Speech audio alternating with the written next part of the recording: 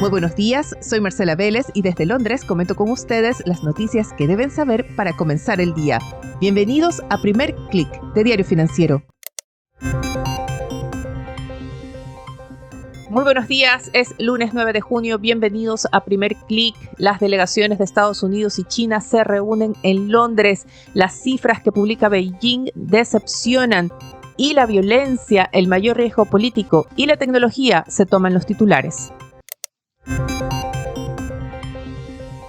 Ha sido un fin de semana bastante intenso, parece que no tuvimos opciones a descansar. El atentado a un candidato presidencial en Colombia revive las peores pesadillas para ese país y para la región en general. Mientras en Estados Unidos las protestas en Los Ángeles contra las deportaciones masivas han abierto un nuevo frente para la Casa Blanca y sugieren que hay un cambio de escenario político en ese país.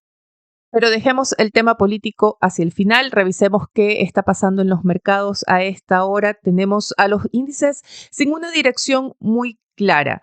En Asia tuvimos decididamente una sesión positiva, el índice regional avanzó 1,4%, lo hizo impulsado todavía por ese buen cierre que tuvo Wall Street el viernes. El S&P 500 vuelve a superar los 6.000 puntos, el rally de las acciones tecnológicas continúa y eso dio un impulso importante a las acciones de Estados Unidos que además se vieron beneficiadas por un reporte laboral con cifras mejores a las esperadas. El impulso se extendió a Asia, continuó hacia la apertura europea, sin embargo, con el paso de las horas, los índices de esta región revirtieron la tendencia, el Stock 600 opera plano con una tendencia negativa, cae en torno a un 0,03%, quizás esperando a ver qué dirección toma Wall Street en su apertura. Hasta ahora todo apunta a un inicio de sesión mixto. El Nasdaq cae 0,03%. El freno del Nasdaq lo está poniendo Tesla, cuyas acciones caen antes de la apertura ya más de 3%. El S&P 500 intenta una apertura positiva, avanza 0,08% a esta hora. Y vemos un comportamiento similar del Dow Jones. Destacan sí las acciones de menor tamaño, las small caps. El índice Russell 2000 se prepara para una apertura con un alza de 0,78%. Muy importante, el dólar confirma su tendencia a la baja. Vemos que el índice global de la divisa retrocede esta mañana 0,34%. Y vemos también que se mantiene esa presión sobre los bonos del Tesoro. El viernes vimos saltar los rendimientos de la tasa de los bonos del Tesoro a 10 años en 10 puntos base y se mantiene en ese nivel que es en torno a un 4,48%. Y eso nos da pie para hablar de uno de los factores que está influyendo a esta hora en los mercados y que seguramente marcará la apertura, y es ese reporte laboral que se publicó el viernes pasado, correspondió a las cifras de empleo y la tasa de desocupación de mayo en Estados Unidos. Tuvimos cifras mejores a las previstas. La economía estadounidense creó 139,000 empleos no agrícolas. Y si bien se marcó una desaceleración desde abril, cuando se registraron 147,000 empleos, superó las expectativas del mercado que rondaban los 130,000 contrataciones. Muy importante fue que la caída, la contracción en los empleos gubernamentales fue mucho menor a la prevista, mientras la caída en las manufacturas fue mucho mayor a la que había esperado el mercado. Contradiciendo esta idea, aunque el mercado no está poniendo mucha atención a ello, pero sí está contradiciendo el discurso de la Casa Blanca de que su política arancelaria impulsaría la industria local. No lo está haciendo hasta ahora. Sin embargo, la cifra general, esa tasa de desempleo que se mantuvo en 4,2%, no aumentó, fortaleció las expectativas de que la economía estadounidense puede navegar la incertidumbre de las políticas económicas de la Casa Blanca de mejor forma, puede evitar una desaceleración mayor o al menos lo está haciendo hasta ahora. Eso fue lo que impulsó el viernes a Wall Street. También impulsó la idea de que la Reserva Federal no va a tener mayor espacio para recortes de tasas de interés. De ahí que vimos el salto en la tasa de los bonos del Tesoro. Pero el efecto de ese reporte comienza a menguar y la atención de los inversionistas gira hoy a la nueva reunión de las delegaciones de Estados Unidos en China que se está produciendo hoy en Londres. Buscan destrabar las negociaciones, buscan avanzar con un acuerdo arancelario. Nadie espera que hoy haya un gran anuncio. Se interpretaría ya como un gran avance que, por ejemplo, se le ponga fecha a un encuentro entre Donald Trump y su par chino Xi Jinping. Tanto Estados Unidos como China están bajo presión para lograr un acuerdo.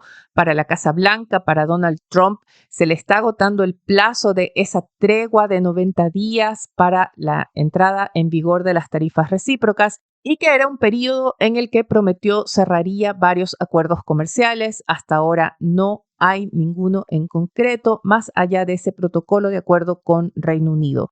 Pueden leer más sobre eso en nuestra última edición de Señal de F. Voy a colocar el link en las notas de este podcast.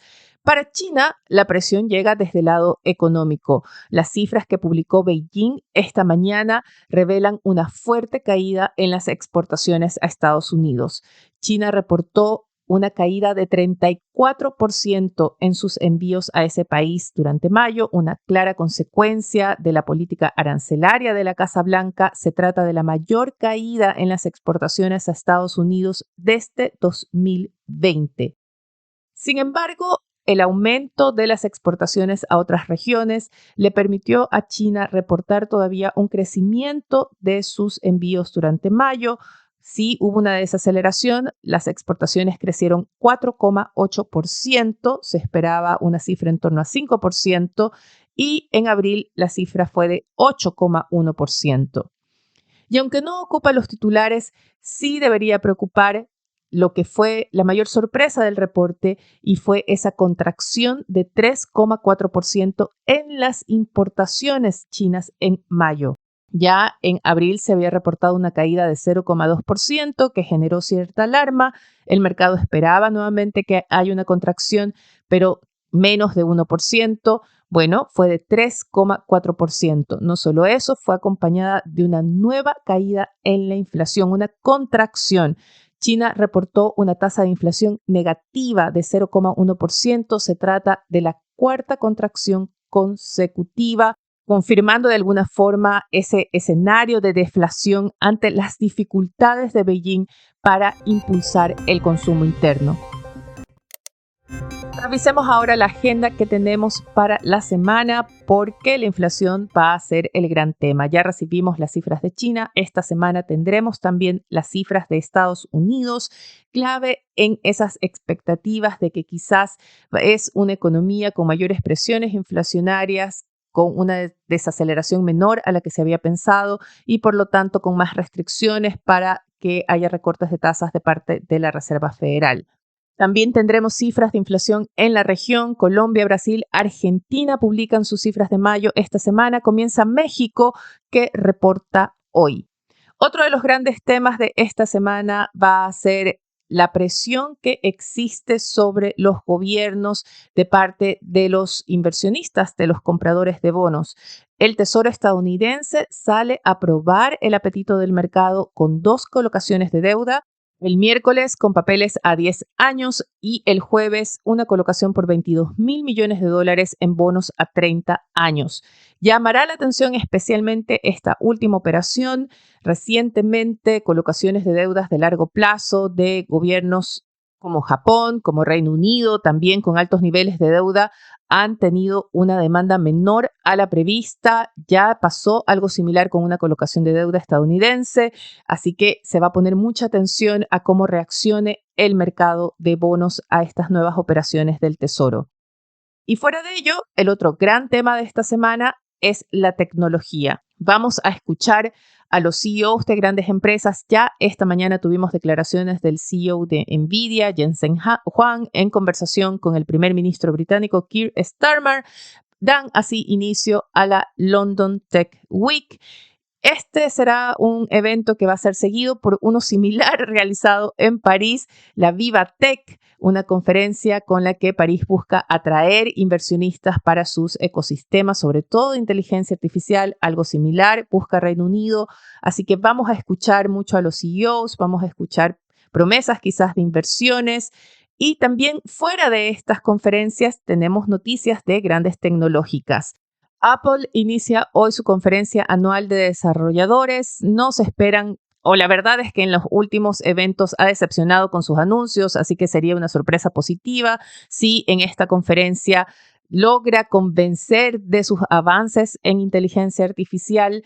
Por su parte, Meta estaría analizando o estaría por cerrar una inversión por $10.000 millones en la startup Scale AI. Es una startup especializada en manejo de datos y sería la mayor inversión externa que haya realizado Meta hasta ahora y una de las mayores operaciones en esta industria. También tenemos noticias en Tesla. Como les mencionaba al inicio de este podcast, las acciones de la empresa caen ya más de 3% antes de la apertura.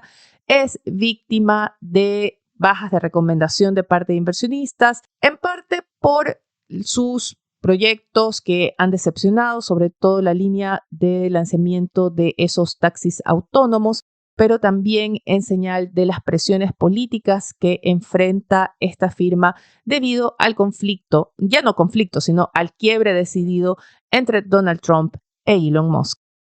Y el divorcio, como le han llamado, entre estos dos poderosos hombres, el presidente de Estados Unidos y el hombre más rico del mundo, nos da pie para hablar del escenario político, porque la semana comienza con un escenario bastante movido en esta área.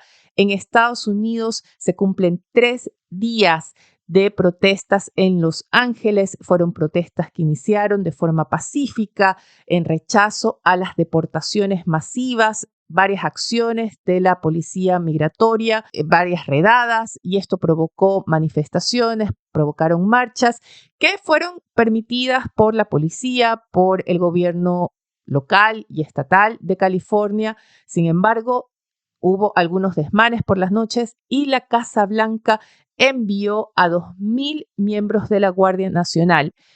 Que llamó la atención de esta acción es que es rechazada por el gobernador de California, porque para enviar a la Guardia Nacional, la Casa Blanca tenía que tener la autorización del gobernador del estado. Gavin Newsom, un demócrata, acusa la acción de la Casa Blanca como inflamatoria.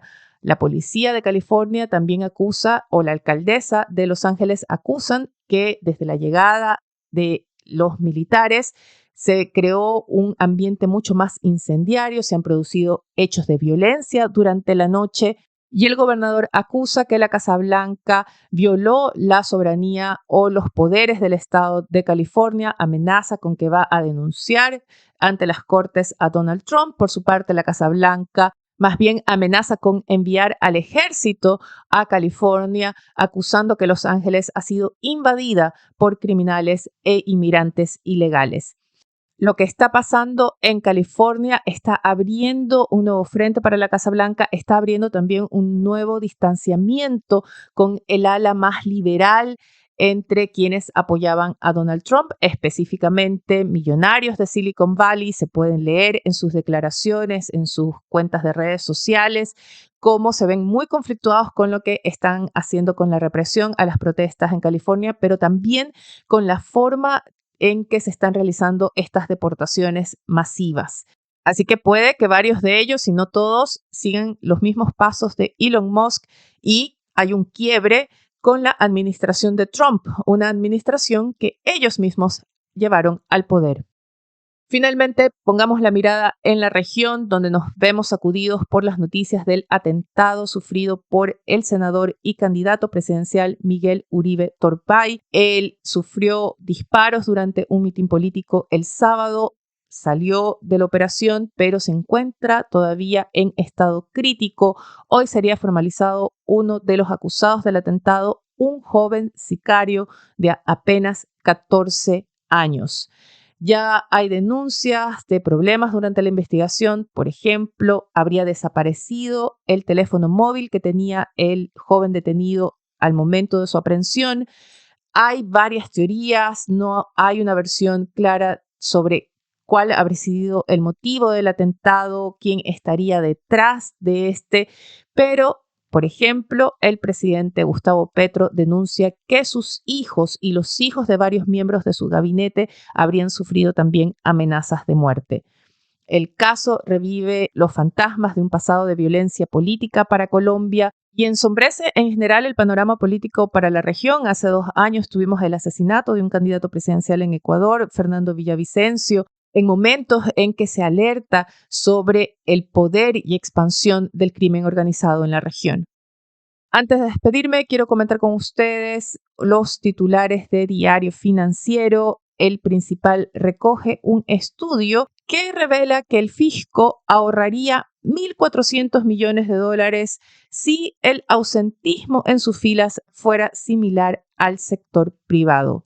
También se recoge la denuncia de las inmobiliarias contra la empresa eléctrica Enel. Acusan retrasos de hasta 18 meses en conexiones eléctricas y millonarias pérdidas. Eso es todo por ahora. Sigan actualizados de las noticias del día y más visitando nuestro sitio web de f.cl y de fsud.com con las noticias de negocios de Latinoamérica. Les agradezco que nos dejen sus comentarios, su calificación, que se suscriban en cualquiera sea la plataforma que estén escuchando este podcast. Nos va a ayudar a crecer. Gracias desde ya. Les deseo que tengan un buen inicio de semana. Nosotros nos reencontramos mañana.